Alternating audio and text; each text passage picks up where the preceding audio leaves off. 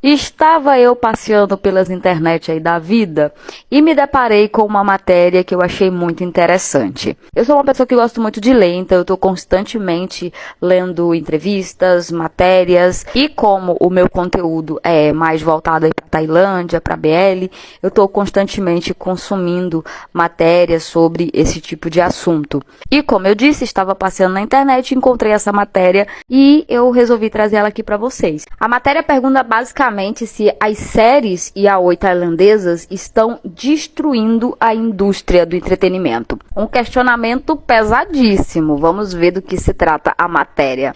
Embora as séries yaoi pareçam uma novidade na sociedade, ela já existe há algumas décadas.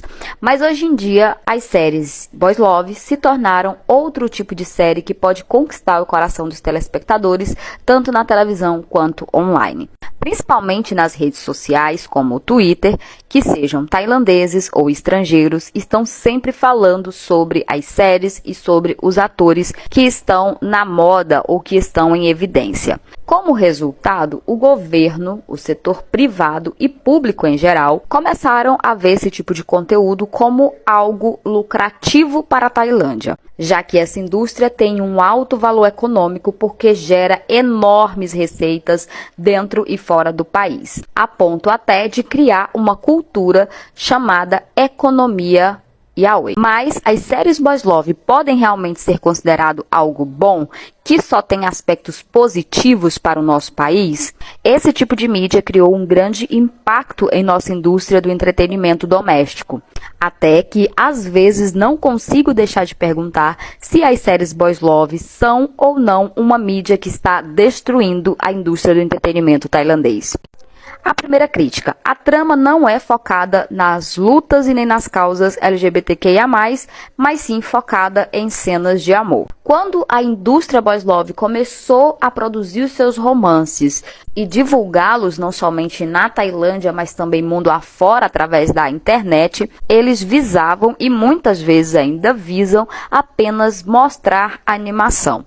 Deve-se aceitar honestamente que a maioria desses romances é escrita para entretenimento. E muitas vezes os autores dessas histórias não têm nenhum conhecimento ou compreensão do grupo LGBTQIA+, como deveria, fazendo com que a mensagem seja transmitida de forma errada, trazendo então uma perspectiva problemática, o que leva ao apagamento da identidade de gênero de algumas pessoas sem saber. Então a matéria começa falando aí sobre a expansão das séries BLs na Tailândia e como isso tem se tornado um negócio extremamente lucrativo. Depois eles falam sobre o desserviço de que algumas séries BLs são para a comunidade LGBTQIA+, na Tailândia. Eu acho que eu já falei sobre isso em vídeos anteriores, que a galera que realmente luta pelos direitos LGBTQIA+, na Tailândia não vê aí com muitos bons olhos as séries boys love, já que, segundo eles, os boys love passam aí uma versão ilusória do que é ser realmente LGBTQIA+, na Tailândia. Isso era algo muito mais forte no passado, né? Eles batiam de frente muito mais com as séries boys love do que hoje em dia.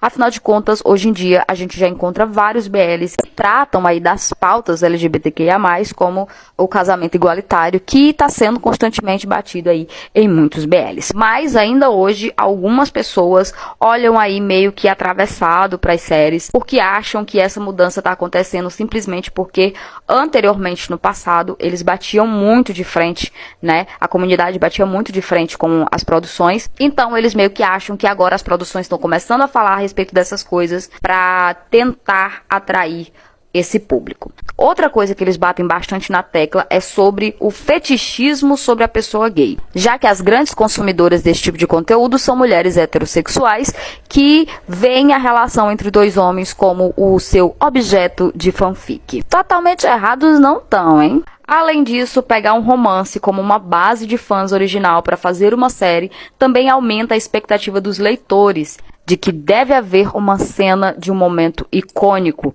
diálogos tirados do romance, além, é claro, das cenas hot. Além disso, a aparência do ator deve corresponder à descrição, fazendo com que o diretor, a equipe, procurem atores que atendam aos padrões de beleza e atendam às condições descritas acima. A importância das habilidades de atuação podem ser negligenciadas e focar na cena de amor explicitamente, sem afetar a história, até que se torna uma coisa normal na indústria de séries boys love que todo mundo faz. Nesse trecho da matéria, eles falam por que tantas séries boys love hoje em dia estão sendo adaptadas de novel, que seria meio que uma forma de atrair esse público que consome esse tipo de conteúdo na forma escrita. Ou seja, aqueles milhões de pessoas que às vezes nem assiste série, nem gosta de assistir, mas gosta de ler, quando vê que uma novel que ele leu vai ser adaptada,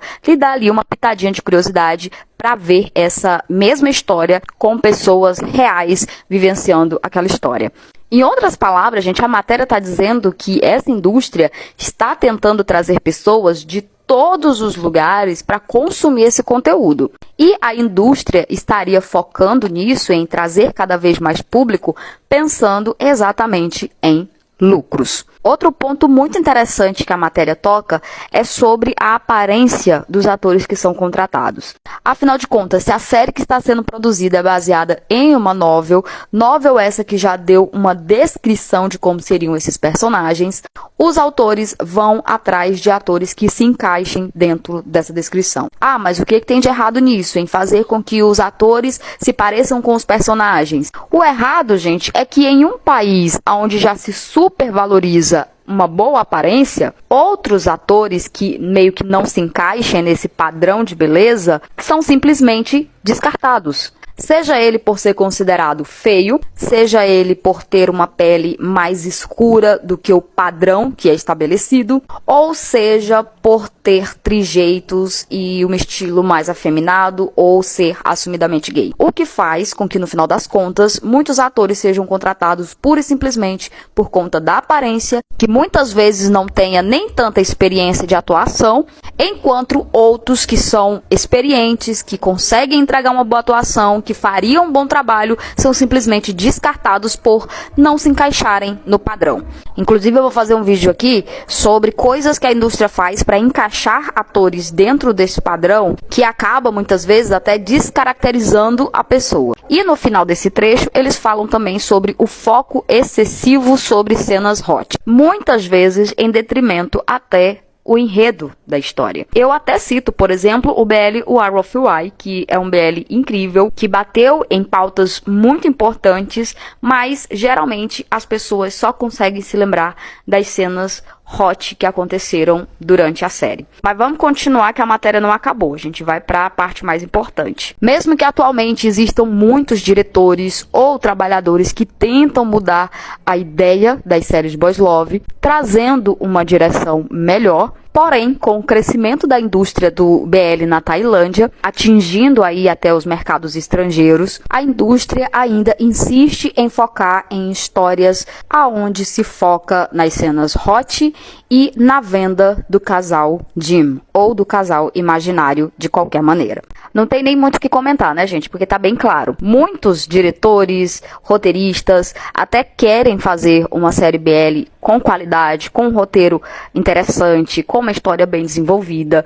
O problema é a grande indústria, que quer saber de quê? De lucro. E o que dá lucro? Cena hot e venda de casal imaginário, fanservice. Então, muitas vezes a gente até critica algumas séries. Eu cito, por exemplo, essa daqui, que a gente bateu bastante no roteiro. Mas quando a gente vai ver a história ao fundo, né, a gente vê que às vezes não é culpa nem do diretor, nem do roteirista, mas sim dos grandões que estão por trás. Só que quem pega a lapada é quem dirige, quem roteiriza e, às vezes, os atores. Agora a gente vai para a última parte dessa matéria, que fala sobre a venda do casal Jin, a venda do casal imaginário, o fanservice, que é como um pacote duplo. Desde antes das filmagens até depois do final da série, fanservice tem um alto poder aquisitivo, já que tem muita gente que está pronta para gastar dinheiro nos vários projetos dos atores, que é um dos destaques da indústria boys love, que faz com que muitas pessoas concordem em entrar totalmente nessa indústria. Se no passado os atores de drama começavam seus caminhos de atuação participando de dramas familiares, atualmente as séries boys love estariam aí desempenhando esse mesmo papel. Ou seja, gente, hoje em dia o boys love, ele meio que se tornou a porta de entrada para os atores. Comparando mal, uma comparação véia tosca, é como se fosse o Big Brother. Muitas pessoas veem a participação no Big Brother como a chance delas de se tornarem celebridades, ganharem seguidores nas redes sociais, começar a trabalhar com mídia social, até mesmo aparecer em uma novela da Globo, trazendo assim projeção nacional e ganhando dinheiro. Na Tailândia, a indústria boys love é o Big Brother, pode-se dizer assim, dos aspirantes a uma vida artística. Ou seja, a gente vai começar por baixo para alcançar o topo. Tá vendo então aonde fica a indústria boys love em comparação à indústria realmente? Apesar de ser uma indústria que traz muito dinheiro, que traz visibilidade, que pode mudar a vida de alguém, ainda é considerado um trabalho inferior aos outros. Então, comparando novamente com o Big Brother, aqui no Brasil, as pessoas têm aquele preconceito com ex-BBB. Da mesma forma, existe aí um certo preconceito com pessoas que passaram pelo boys love. Outro ponto importante pra gente ressaltar aqui é que eu falo por mim, que anteriormente, quando eu via algumas entrevistas de algumas pessoas, como por exemplo o Men, que já falou que não voltaria pro BL, e muitos outros atores também falaram a mesma coisa, na época eu meio que não entendia o que o Men tava falando. Hoje, conhecendo mais dessa indústria, eu meio que entendo o que ele quis dizer.